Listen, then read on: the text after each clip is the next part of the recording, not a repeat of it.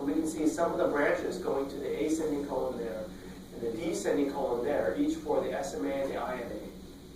Now, we see other things here.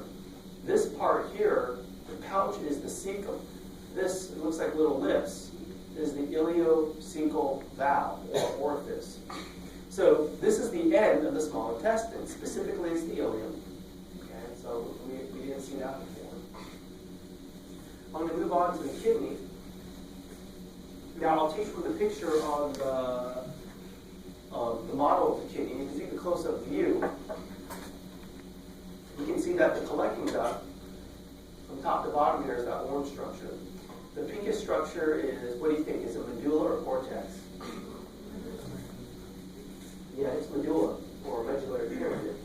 The blood supply that we can see, there's the arcuate artery and vein. This is interlobular artery and vein. It's a little bit out of view, but those are paratubular capillaries. Okay. Kind of see a little bit of there. Paratubular capillaries. If we follow the nephron, if that's the glomerulus, that's the PCT, that's the loop of Henle, that's the DCT, and that's collecting duct. So parts of the nephron are shown in that model as well. They're more clearly shown on models like this, which we have in the room. And so if we look at the nephron first, that's the renal corpuscle or Bowman's capsule. So that's PCT. It's the loop of Henle. Remember, there's the descending thin limb and the ascending, thick ascending limb. Then it becomes around here, I will call it the DCT when it passes by the renal corpuscle.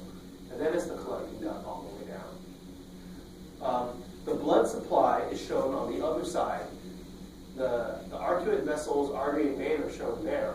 The capillaries up here are going to be paratubular capillaries, but the ones down here are vasorecta. This is the interlobular artery. The afferent arteriole is shown, and the little balls of yarn are glomerulus, which means ball of yarn. Okay, here it is again on a different model. If we take a close-up view of the cortex, we see the glomerulus surrounded by the Bowman's capsule. Then that's the vascular and the tubular pole. If this is the vascular pole, what is that? Afferent or efferent? It's the afferent that is a direct branch of the interlobular artery, which is a branch off of the arcuate. This is glomerulus. This is paratubular capillary where you have the gas exchange. There's no gas exchange shown here. The nephron parts are PCT. Right there you can see a bit of the, let me go to this picture. There's the thin descending limb, and there's the thick ascending limb. Up here, I'm sorry, I did that wrong. Thin descending, the thick ascending. Then over here I call it DCT, then it's the collecting duct. So this loop of capillaries is vasorecta. This capillary up here is paratubular. So, what capillaries are these? Paratubular. What capillaries are these? Vasorecta. You can follow the same pattern of nephron again. And this is the vascular pole. Is this afferent or efferent arteriole? Afferent. This is efferent. Okay. This is PCT, the descending thin limb, the ascending thick limb. And starting around here, when it gets all convoluted, I'll call it distal convoluted tubule. Convoluted means twisty and turny. So the white part is the collecting duct. It's labeled here for you. Here's another nephron model we have. So this one's turned on its side. You just orient yourself to 7 and 8. What blood vessels are those? Arcuate artery and vein. So therefore, is this cortex or medulla?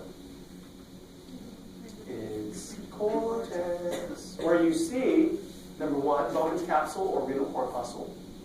And if you do that thing where you orient yourself with the vascular tubular pole, there's vascular pole, there's tubular pole. So is that PCT or DCT? P. The beige color. Follow the PCT down, the thin descending limb, to the thick ascending limb. That's what 11 and 12 are pointing to. When it passes by there, now you start calling it the DCT. So there's more PCT than DCT, but you see the DCT is continuous capillaries down here, number 13, vasa recta, there's gas exchange. Capillaries up here, number 14, peritubular. It's labeled there so you can quiz yourself. The renal corpuscle is shown on many of our boards. This is the Bowman's capsule. Is it parietal or visceral? Parietal. That's visceral. And if I ask you cell type, where are you going to put it? Choose podocyte. This is glomerular capillary, the red part. You see the JG apparatus. Specifically, that's granular or juxtaglomerular cells. That's macula densa of the DCT. It's labeled there, but they inaccurately call it juxtaglomerular apparatus. You know it's macula densa and the juxtaglomerular cells. You can also call them granular cells. So in this model here, what is that? Macula densa, juxtaglomerular cells. Is this parietal or visceral layers? Visceral. Now, if I ask you to identify cells, podocytes, what if I have you identify that?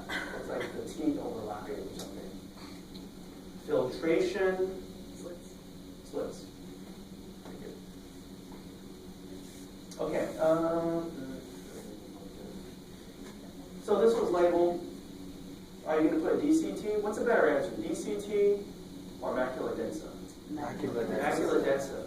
Yeah, I wouldn't use this for DCT and just show it other parts. Is this vascular or tubular pole? It's tubular pole. It's literally PCT. Identify cells. Oh, this label is podocyte. And so basically, I think you get the idea. If I ask you to identify specialized cells here, it's the juxtaglomerular cells. The red spindle-shaped cells are not the specialized ones.